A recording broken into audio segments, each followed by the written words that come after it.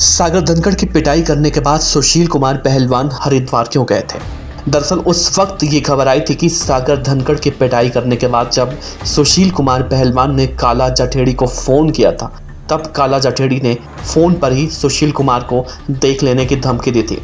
इसके बाद सुशील कुमार पहलवान पुलिस से बचने के लिए फौरन हरिद्वार के लिए निकलते हैं। लेकिन उस वक्त ऐसा कहा गया कि सुशील कुमार हरिद्वार में किसी बाबा से मिलने गए थे। लेकिन आज जब काला जठेड़ी गिरफ्तार हुआ और काला जठेड़ी की गिरफ्तारी के बाद एक नया खुलासा हुआ है कि काला जठेड़ी सिंगापुर नहीं बल्कि हरिद्वार के एक सोसाइटी में फ्लैट किराए पर लेकर रहा करता था।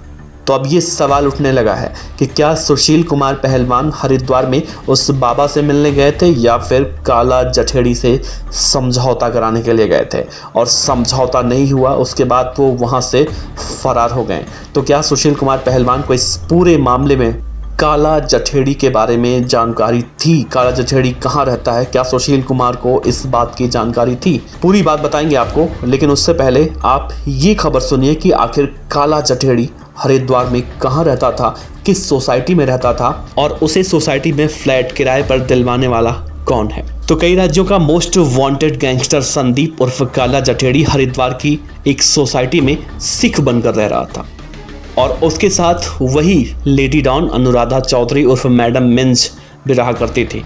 ये दोनों अपना नाम बदल कर रहते थे वहाँ पर, और इस सोसाइटी में ये दोनों करीब 8 महीने से रहते थे। बड़ा सवाल है कि जब ये सोसाइटी में रह रहा था और सुशील कुमार पहलवान को लेकर जिस तरह से पिछले 3 महीनों से खबरें चल रही हैं, और 3 महीनों में कितनी दफ़ा काला जठेड़ी का भी जिक्र हुआ। काला जठेड़ी की वो तस्वीर जिसमें वो खतरनाक हंसी हंसता हुआ दिखाई देता है, वो लोगों के जहन में इस कदर बैठ गई थी कि काला जठेड़ी अगर किसी के सामने भी आता और वो अंधा इंसान होता तो भी काला जठेड़ी को पहचान लेता। ऐसे में काला जठेड़ी कितना शातिर बदमाश था कि उसे कोई पहचाने ना, वो अपने आप को दाढ़ी बाल बड़ा करके सिख धर्म का दिखाते हुए वो उस सोसाइटी में रहा करता था। दिल्ली पुलिस की स्पेशल सेल की टीम अब बहुत जल्दी हरिद्वार में काला जठेड़ी के उस फ्लैट पे जाने की बात कह रही है। वहाँ पर जाएगी पुलिस और तलाशी ली जाएगी कि आखिर उस फ्लैट पे और क्या क्या है।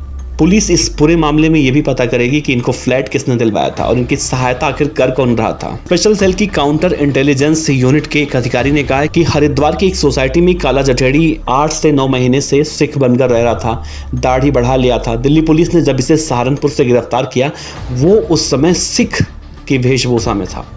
सोसाइटी में दोनों ने अपना नाम बदला हुआ था। संदीप उर्फ काला जठेड़ी अपना नाम पुनीत भल्ला रखा और अनुराधा ने पूजा भल्ला। और कहा तो ये भी जा रहा है कि सोसाइटी के लोग इनसे काफ़ी घुल-मिल भी गए थे। काउंटर इंटेलिजेंस ने जब काला जठेड़ी के आखिरी मुख्य शूटर नीतीश उर्फ प्रधान को गिरफ्तार किया था, तो काला जठेड़ी को ये लगा कि नीतीश पूछताछ में उसका हरिद्वार का पता पुलिस को बता सकता है। और BDF न्यूज़ ने आपको कल भी बताया था और कुछ दिन पहले भी बताया था, वो वीडियो हम आपको लिंक में डाल देंगे, आप देखिएगा। हमने आपको बताया था कि जब नीतीश उर्फ प्रधान पकड़ा गया था, तभी BDF न्यूज़ ने ये बातें कही थी कि अब काला जठेड़ी बहुत जल्दी या तो उसका एनकाउंटर कर दिया जाएगा या फिर वो पुलिस के गिरफ्त में होगा, क्योंकि दिल्ली पुलिस ने पूरी तरह से कमर कस ली थी कि काला जठेड़ी को अब गिरफ्तार करना है या फिर उसका एनकाउंटर करना है। और उसी के तहत वो ऑपरेशन चलाया गया था जिसका नाम रखा गया था ऑपरेशन काला। लेकिन ऑपरेशन का नाम समय समय पर बदलना पड़ा, क्योंकि काला जठेड़ी इतना शातिर बदमाश था कि दिल्ली पुलिस को अपने ऑपरेशन का नाम कई बार चेंज करना पड़ा। लेकिन काला जठेड़ी के बारे में कहा जाता है कि जब नीतीश उर्फ प्रधान गिरफ्तार हुआ तो उसे लगा कि नीतीश उर्फ प्रधान को तो काला जठेड़ी का जो एड्रेस है हरिद्वार वाला वो तो पता है, और ऐसे में वो वहां से छोड़कर कहीं और निकल गया। ऐसे में काला जठेड़ी 20 दिन पहले हरिद्वार से निकलकर अंबाला गया। अंबाला से जब ये वापस उत्तर प्रदेश के सहारनपुर जा रहा था, उस समय दिल्ली पुलिस ने इसे दबोच लिया। काला जठेड़ी का अगला ठिकाना यूपी था। दिल्ली पुलिस के अधिकारियों के मुताबिक इस आरोपी ने यूपी में ज़्यादा वारदातों को अंजाम नहीं दिया है। शायद इसीलिए काला जठेड़ी अब उत्तर प्रदेश में अपना नया ठिकाना बनाने वाला था। काला जठेड़ी मोबाइल का इस्तेमाल तो करता था, लेकिन वो मोबाइल बार बार बदल लेता था। अनुराधा भी अपना मोबाइल लगातार बदल लेती, और ठीक इन्हीं दोनों पेशेवर अपराधियों की तरह सुशील कुमार भी अपना मोबाइल फ़ोन बार बार, जब वो फरार चल रहा था तो वो भी अपना मोबाइल फ़ोन, या फिर पुलिस को किस तरह से उसने चकमा दिया, अब आप अंदाज़ा लगाइए। अपराध करने का, पुलिस से बचने का तौर तरीका दोनों एक ही। हम सुशील कुमार की बात कर रहे हैं। सुशील कुमार और काला जठेड़ी और अनुराधा, ये तीनों जिस तरह से पुलिस को चकमा देने के लिए जो रास्ता, जो तरीका अपना रहे थे, वही तरीका सुशील कुमार भी अपना रहा था। तो अब सवाल उठता है कि सुशील कुमार को पुलिस से बचने की ट्रेनिंग कहाँ से मिली?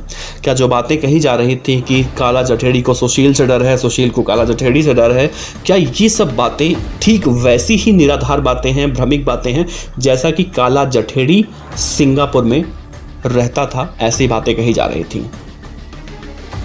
खैर, क्या होगा, बहुत जल्दी इस मामले में खुलासा हो जाएगा। पुलिस जब चार्जशीट दाखिल करेगी और काला जठेड़ी से भी जब पूछताछ की जाएगी, तो काला जठेड़ी भी अब पूरी खिचड़ी जो पकी है, सभी खिचड़ी परोसेगा बहुत जल्दी ही। आप बने रहिए हमारे साथ, हम इस पूरे मामले में आपको पल पल की ऐसे रिपोर्ट देंगे, आप वाकई में चौंक जाएंगे।